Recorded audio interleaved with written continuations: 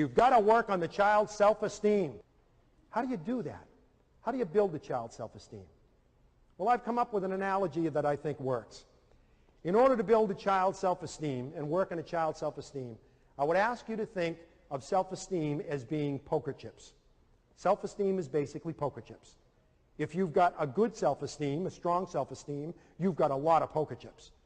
And if you've got a poor self-esteem, a low self-esteem, you don't have many poker chips. Simple as that. Let's talk about two children who go to the school that your child goes to. These two children go to every school in the country.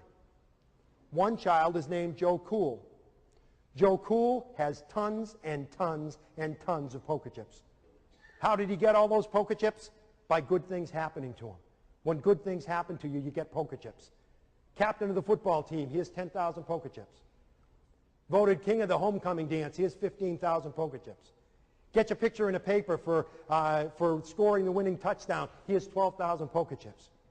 This kid's got millions and millions of poker chips. He's had a charmed life, God bless him. He feels great about himself, and he should. Now, you also lose poker chips when bad things happen to you.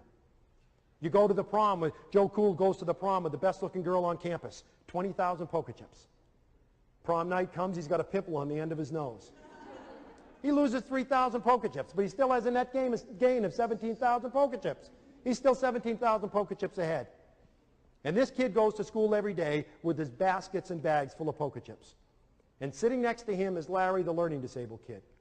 Larry, the learning disabled kid, has poker chips like this. This is it. This is all he's ever gotten. Never been voted captain of anything. Didn't go to the prom. Never been on a team. Never got on 100 in a test. Didn't blow the top off his SATs. Didn't even take his SATs. He's got a stack of poker chips like this. And now with the inclusion movement, we make those two kids go to school together and compete against each other in the games of school. I would submit to you that that's not fair. I would submit that that's not fair. The reality is that the self-esteem of our kids, the problem with the self-esteem of our kids is they just don't have enough poker chips. The solution is to give them poker chips. How do you give kids poker chips? How do you build their self-esteem? One is you find, if you're a parent or you're a teacher, you find the island, what Bob Brooks calls the island of competence. You find the one thing that child can do well, and you make a big deal out of that. You celebrate that. You make that very important. If you're a mom and the only thing your child knows how to do is use a Phillips head screwdriver, every Thursday before he gets off the bus, you loosen every bloody screw in the house. And when he gets off the bus, you give him the screwdriver and you say, "Go to it, pal, because nobody does it like you." You got to be a talent scout. You got to find things he does well. You got to find, because every time you praise a child, every time you say, "That was a good job," you're giving him poker chips. Parenting is pretty simple. Being a teacher is pretty simple. It all comes down to this. Your job is to make sure that every child you deal with has more poker chips when he goes to bed that night than he or she had when they got up in the morning. That's it. It's that simple. And how do you make sure they have poker chips? You give as many poker chips as possible. Secondly, you take away only as many poker chips as necessary. Please listen to me, dads, because we dads are real good at this. Let's say that Chris is my son, and Chris is sitting in class, sitting at the dinner table. Want to cup your hands like that for me, Chris? Chris is sitting at the dinner table, and he's got that many poker chips. He's got that many chips. And we're sitting at the dinner table, and Chris spills his milk. And I say, "You know, Chris, sometimes you make me sick. You know, do you get up at 5 o'clock in the morning and say, 'How can I spoil Dad's day?' Is that what your problem is? You're the only one in the family who does this. Sometimes I even wonder why we have you in this family. Go to your room." And he goes up to his room. And the rest of the family's sitting there, "Oh boy, oh boy."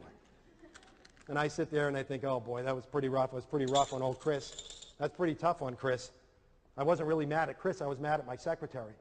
So I should go apologize to him. So I go up and I sit in the edge of Chris's bed, and I stroke his hair, and I say, "Gee, Chris, I'm sorry, pal. I shouldn't have yelled at you that way. I shouldn't have yelled at you that way. That was wrong. That won't happen again. Sorry, Dad. Sorry, Dad." Yelling at him in front of the family, telling him you wish he wasn't in the family, asking him if he plans how to spoil your day, telling him you're basically sick of seeing him when you come home from work. You took away 50, 60,000 poker chips from him. Sit in the edge of his bed, stroke his hair, tell him you love him. 5,000 poker chips at the most. You're still 55,000 poker chips behind the 8 ball. You can't do that with our kids. You can't take away those massive number of poker chips without realizing that you're making your job as a parent much tougher. And lastly, you got to give as many as you can. Take away only what's necessary. And lastly, you've got to be willing to go to the mat with people who take poker chips away from your child and not give any back. Being a parent, being a teacher is not all that complicated. It's all a matter of poker chips. None of us want to think about what happens to a child at 18 and 19 years old that doesn't have enough poker chips to play the games of life. You know how many poker chips it takes to ask for your first job? You know how many poker chips it takes to ask someone to marry you? Thousands and thousands of poker chips. One of the reasons that many adults with learning disabilities have problems, they just don't have enough poker chips to get into the games of adult life. And when you don't have enough poker chips, suddenly suicide begins to make sense. Drug abuse begins to make sense.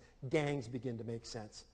Our job is as simple as this: to make sure that every child who crosses our paths, as a parent or a teacher, every child that crosses our paths has more poker chips when he goes to bed that night than when he gets up in the morning. It's that simple. And hopefully this has helped. Thank you very much.